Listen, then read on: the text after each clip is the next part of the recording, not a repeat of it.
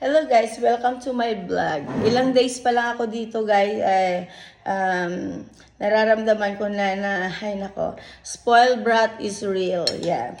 Alam mo guys, ito mayroon akong takway. Nagluto si nanay ng takway. Diyos ko, ang sarap, sarap. Hindi ko pa natikman yun. Hindi ko pa natikman yung takway na luto. Pero alam mo naman, this is my dreams, to eat Filipino food, and takway is the best. Guys, takway ang sarap. Takway. Alam mo yung takway? Sa Tagalog hindi ko basta takway yung 'di ba yung gabi, yan. Nagkakaroon siya ng mahabang tangkay sa ng lupa. Yung nakalapag lang sa lupa na gano'n. Yung mahaba, yun.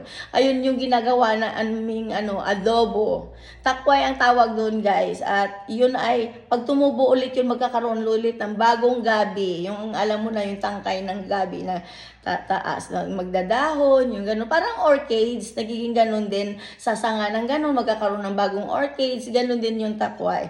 At alam mo guys, yung takway ang sarap, masarap, adobo. I-adobo mo yun ang sarap-sarap, napuyok na naman ako. Alam mo guys, sa totoo lang, ang pagkain sa abroad, napaka-boring. Araw-araw gano'n ang makikita mo. Kaya maraming Pilipino na umuwi, nag-i-enjoy sa buhay dahil yung mga bagay na hindi mo nagagawa sa abroad, kaya mong gawin dito sa Pilipinas. Kaya yung ginagawa nila ay mag-vacation sila and enjoy life. Ayun. Pero alam mo, sa totoo lang guys, kung papipiliin ako, buhay sa abroad o buhay sa Pilipinas, mas gugustuhin ko sa Pilipinas. Bakit? Kasi dito simple lang ang buhay. Kakain ka, kain, tulog, gagawa ka ng bagay to earn money or go to supermarket, enjoy ang buhay, parang ganon. Yung doon guys, puro trabaho. Trabaho, trabaho, trabaho. Iisipin mo kung paano mo mabayaran ang mga insurance, maraming bagay. Tapos alam mo guys, sa totoo lang, kaya ko naman mabuhay sa abroad, pero I'll never dream to die in Denmark, in Europe. No way. Dati ko pa sinasabi na, yes, I want to go back to my own country. Gusto kong bumalik sa sarili kong bayan. Tapos ang mga naranasan ko doon guys, hindi ko naranasan dito kasi ako yung batang kahit papano spoiled ako sa nanay at tatay ko. At namimiss ko ang buhay, kung ano ang buhay ko noon. Simple lang pero punong-puno ng saya. Saya na hindi ko naranasan sa abroad. Ayun. Ang buhay sa abroad guys, yung naranasan ko kasumpa-sumpa na hindi ko papangarapin tumungtong ulit sa country nila. Imagine guys, gigising ka sa umaga, konti lang ang tulog mo. Mga 3 hours lang ang tulog mo. Because they always making noise to my ears, especially this kind of camera. I want to tell to the person that just in case that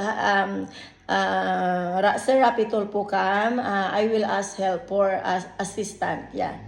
And the important that if I get my money, I will scan my ears because there's something inside a metal that it makes noise all the time, especially in morning, whole day guys. There's insect and sounds of insects and sounds of gossip, people always making conversation to my ears.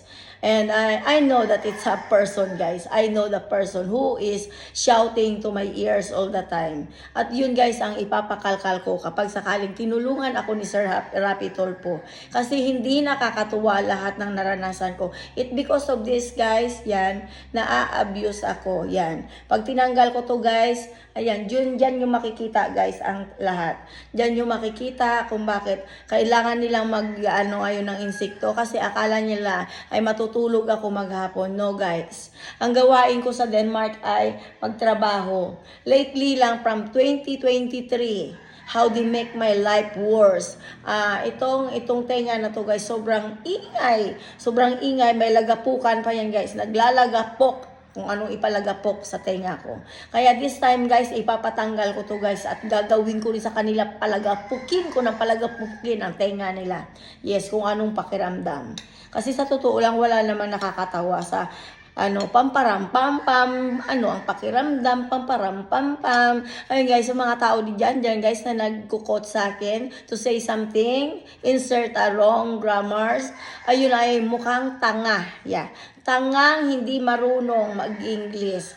Nagpipretend ng katangahan. Nagpipretend na di pretend that they can destroy my, sentence. But honest is, they are not good in English. Kahit anong pambubuli nila sa akin, they cannot bully my daughter about language because my daughter can speak a little bit Tagalog. Yes, she can understand a little bit. Especially they didn't remove Janine in my house, in my side. She is good. She is good already in Tagalog. Sometimes she answer me Danish. It means that my daughter can understand Tagalog already.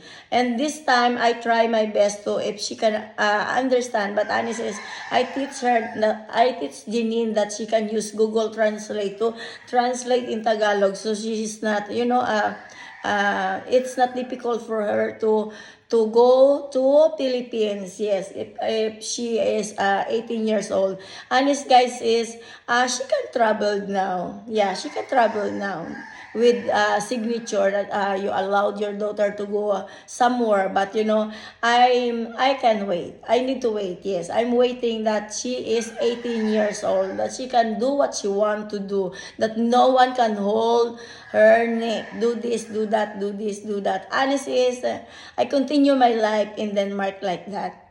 Para akong robot na may remote control that you can do this but you cannot do that. You cannot do this, you cannot do that. Honestly, they are a bullshit.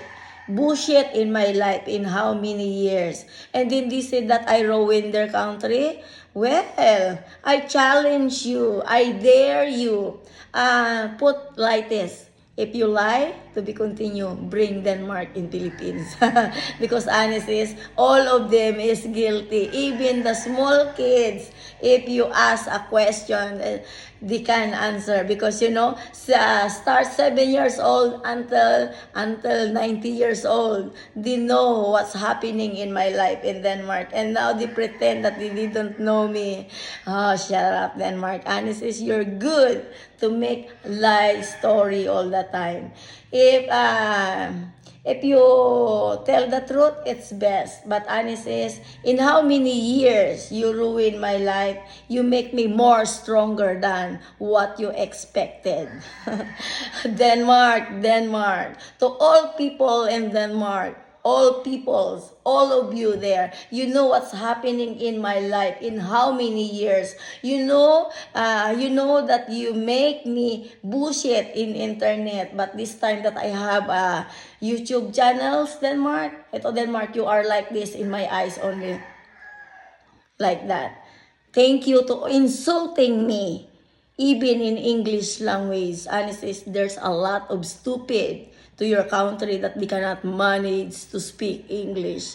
Don't focusing to one person, because that's what you want only. Denmark, I'm not stupid like what you're thinking, what you think or what you're thinking. I don't care. Thinking is that person's coaching to my ears.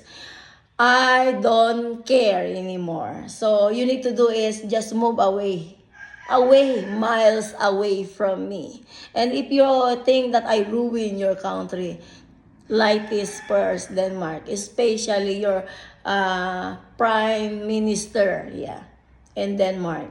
You earn money because using the person like me. Denmark, honest is you kill so many people, especially the innocent people that they want only a separate or divorce their husband. Kaya Denmark, ito, neck nyo, nakanek-nek-nek-nekan nyo. Bye. Goodbye, Denmark. Goodbye forever. I will earn money more than that you have in Europe. I promise that. Ugh.